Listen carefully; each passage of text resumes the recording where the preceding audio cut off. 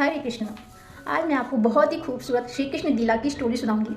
तो स्टोरी कुछ ऐसी है कि एक व्यक्ति था जो कि नित्य प्रतिदिन ठाकुर जी की सेवा करता था, उनकी पूजा करता था, उनको भोग लगाता था।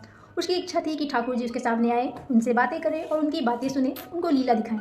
लेकिन उसकी इच्छा पूरी नहीं हो रही थी। वो बहुत दिनों से सेवा तो कर रहा था, पूजा भी कर रहा था, लेकिन ठाकुर जी उसके पास नहीं आते थे।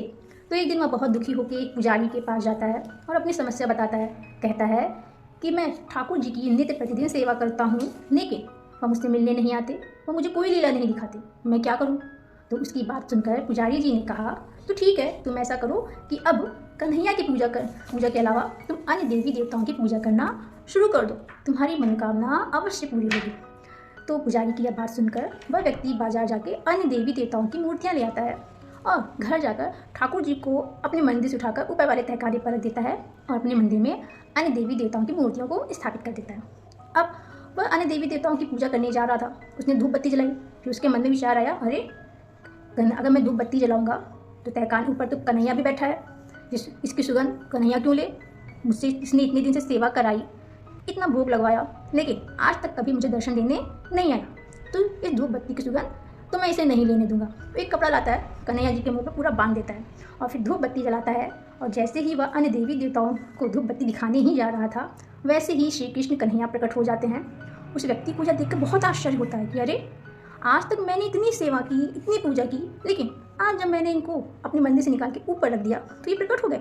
उसने श्री कृष्ण से पूछा, कन्हैया, मैंने तुम्हारी इतनी सेवा की, इतनी मन्नतें की, इतनी विनती की, लेकिन तुम आज तक प्रकट नहीं हुए, मुझसे कभी बातें नहीं की, लेकिन आज जब मैंने तुम्हें अपने मंदिर से निकाल दिया, अन्य देवी देवताओं को ले आया, तो तुम आज प्रकट हो गए।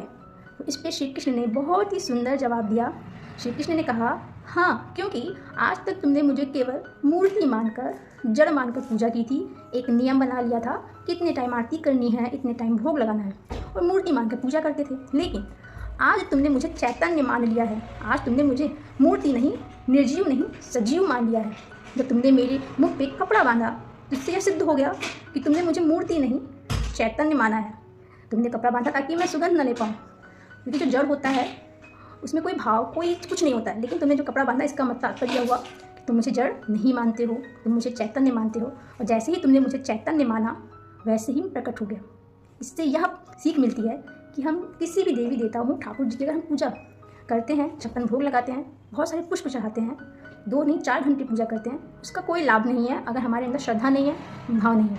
और अगर आप पूरे भाव के साथ उन्हें चैतन्य मानकर, उन्हें अपना मानकर अगर तुलसी का पत्र भी चढ़ा देते हैं और श्रद्धा से हाथ भी जोड़ लेते हैं, तो एक नए दिन ठाकुर जी आपके सामने जरूर प्रकट होंगे।